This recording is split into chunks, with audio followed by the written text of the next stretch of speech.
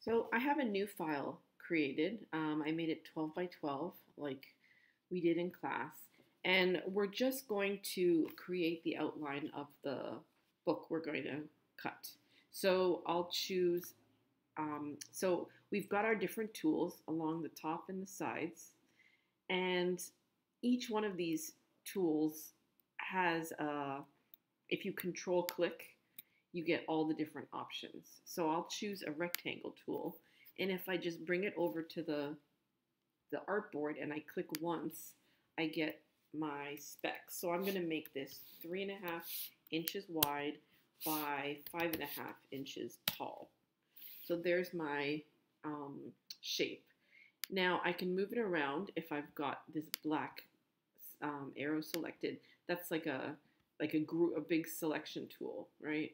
If you wanted to actually change parts of it, you can click the direct selection tool. Over on this side, under fill and stroke, it's really important for you to have the fill set to not fill, because if you fill it, the laser cutter won't know that you want these lines to cut. It'll think you just want to etch them. So I've set the fill to not fill. I like to make my strokes red because it stands out, and it doesn't really matter what the point, the stroke. This just makes your lines fatter or skinnier, so you can, like this is a 9 point. It gets kind of hard to see. So anyways, I just like to keep it small. And it looks blue, but if you move away from it, you'll see that it's got a very thin red outline. So again, if I click this, I can go ahead and edit the edges to make them a little rounded, but I'm actually going to start by creating the circles, which we're going to use for the holes. We did it in class. I have actually an easier way to do it. Well, I control click the shape tool, and I'll choose the ellipse, and then I'm just going to click it anywhere, and I'm going to create a 1/4 inch, so 0.25 by 0.25 inch circle. And you'll see that it automatically sets it to the same fill and stroke as the previous ones. What I'm going to do is drag this over and have it, I'm zooming in here, just have it touching the edges of that. So you see how it's right on the edge there. And then we're going to do this thing where we transform the object and click move. So now what I can do is I can say I want, so remember we know we want it to be 0.625 inches away from the top, and we want it to be 0.25, 1/4 inch away from the edge. So if I say okay, now my hole is in exactly the right position. So I'm going to click the black arrow. You can see that doesn't look right, does it? Let me try that again. Object, transform, move. And we want it to be horizontal 0.25, vertical 0.625. So that's better. So that's where that one goes. And we'll just copy that. Copy, Control C, Control V places it. And then I'm just going to drag that down to the bottom corner. And I'll do the same thing kind of in reverse. So zooming in on that, if I say Object, Transform, Move, this time I'm going to make it horizontal. This time I'll make it negative because that will move it up. Positive in this case is going down. So there we have it. So now I've got my two holes and my book. So I'm going to go back and click on this, and I can round out those corners now. Okay, so now I've got my shape. Another important feature is to group these objects together. So I'm going to shift, click, all three of them. And then under the quick actions, you should see group. And then you just click that and it groups it together. All right, so now I can move this over here. I'm going to also make a copy, Control C. Now I've got the whole thing selected, right? Control C and then Control V will make a copy. And I don't know if you want to, put a design on both sides, but I'm actually going to take this one and say Object, Transform, Reflect. I want to reflect this in the vertical. So you see how it creates, it makes it like a little mirror image down the middle, and then it copies it. So in fact, this would be the front, and this would be the back, right? Now we've got these two things. Okay, so now you want to do some art. So a lot of you will want to play with some different texts, and you can either etch or you can, so engrave, which is just like score it, or you can actually cut it out. I'm going to pick the text tool, which I've lost. There it is. So if I I can just stick that there and then type my, I'll just use my name, okay? And then if I select this, I can then go in and change, like make it much bigger, obviously. I don't know if 60, depending on my font. What font do I want to use? So there's a couple of considerations. If you want to actually cut it out, like go all the way through, you might want to choose a font that is a stencil font. And you can tell because you see those horizontal lines, they're going to make it so that, hang on, let me move this to the middle. Those horizontal lines, like right here, are going to make it so that, for example, the A doesn't fall apart, like the inside doesn't fall out once it's cut. So that's one good way to do it. Let me just put my name again, and then we'll try a couple of different fonts. So if I then try, I don't know, let's say I want to try like a nice one of these, Maya. Okay, so this one is more of a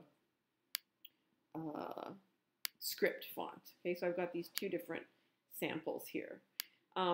So then what you have to do with your fonts, right now it won't work if you try to do this. So that you can either control click the font, and you see here it says create outlines. The other option is to go type and then create outlines. So right now I've got this one clicked. So if I right click this, control click, create outlines, watch what happens. So now if I go into this white arrow, I can actually see all the paths on here. They are each their own path. So that's kind of what you need to have your so now the laser cutter is going to actually be able to, you can do whatever you want with this. Again, if I want to cut it, I would set the fill to no fill, and I would set my stroke to red, and then make it like a half quarter. I mean, it doesn't matter what the thickness is, but that is going to cut along with the edge. Now, if you want to etch something, for example, like this, see, the reason this would be difficult to cut out is because once you do this, the whole A is going to drop out of there. So it won't get this inside A. Even though it's cutting it, it's already falling out. Actually, yeah. So this whole Y would come out, and this whole A would come out. So it wouldn't turn out very well. But you can still engrave it, but you still have to do the same thing. Type, create outlines. Now, what's interesting here is that if you look at it closely, you see the M doesn't stop right here. It kind of goes into the A. And that's a real problem for the laser cutter. It's going to try to etch it, and then it'll etch it again. That's a real kind of no-no for laser cutting. So if I select all this, I have to go to Pathfinder. If you can't see these paths in this side panel, then you can go to Windows, and then all the way down to Pathfinder. You can find it there, and it'll just pop it out. Okay, but I've got it over there. And then the thing you want to do is this one, Unite. So if I click that, see what happens? It got rid of, let me undo and redo it. So right in here, it's like it's combining the path for the A with the path for the M. And so it's allowing, now the laser cutter will just treat this like one shape. So it's ready to go to be etched. The other thing that you can see here is that the A is it seems too far away somehow. I would want to move this in closer. So I'm actually gonna, it's right now it's being treating this like a group. I'm going to go in there with this tool and I'm going to select this path and this path. And now I can take these and move them. Oops, I'm gonna have to select these. Actually, I want to direct select this. Now I can, I'm trying to figure out how to do this on the spot. Let's see, ungroup, that's what I want to do. So right now it's treating all the letters as a group. If I ungroup this, and then now I can just select this A, and I can move it over. I can just use my arrow key, or I can use my mouse. But now I moved it over, so it looks a little nicer. It kind of lines up with the Y. Okay, so that's two different ways to handle the font. The other thing you might want to do is insert a picture. So for pictures, you want to find a picture on the internet. So you've probably seen these documents in, let's see, I picked, for example, this Paisley. I'm going to double click it. I'm just in Finder right now, so I'm outside of Illustrator. If I double click the screenshot I chose, I get, this is what I picked. I've already taken the background out of it, but preview actually is pretty handy. You're going to want to make this a black and white file. So what you can do is, I believe it's under Tools, Adjust Color. The thing you want to do is take your saturation and turn it all the way down. There, now you see it's black and white. But I also maybe want to adjust the levels. So you can see by playing with what you're calling gray, you're sort of increasing the contrast. Another thing you could do is increase the contrast this way. See, that way you get, like, it's going to be a black and white image. So if I increase the contrast, I get a much crisper image. So now I'm going to actually save this. Save this screenshot. So now it's there. And I can go back to Illustrator and do File, Place. And when I do that, I get to select my file. So let's see, where did I put it? Date added. I guess I saved it as the screenshot, so it's right there. So I'll double click that. It's kind of hard to place it because it makes it really big. I'm just going to resize it. Now I'm going to hit the Shift key to resize it so that it keeps the shape. I'm going to put on the back, say I want it on the back. Okay, so there's the back of my notebook. I can align it if I want by clicking both objects and then using these buttons. The align is here. And also, if there's ever a function you're looking for and you're not finding it, you can usually find it with these windows. So you can scroll down to find the thing that you're looking for.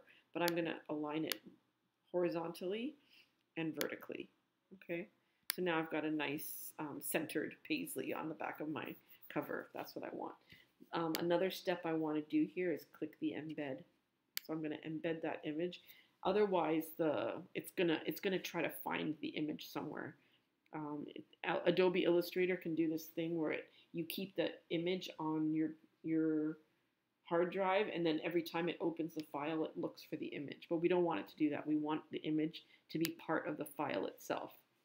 Okay, so now let's say I'm happy with my notebook. I'm ready to laser cut it. I need to save it as an SVG. So I'll go File, Save As, and then I'm going to save it onto don't save it to the document because it's hard to find. Save it to your computer. And then right now I'm just going to save it to my desktop. And I'll call it, and I want to save it as an SVG, the bottom one. I'll call it Paisley Notebook. You should call it like Maya's Notebook.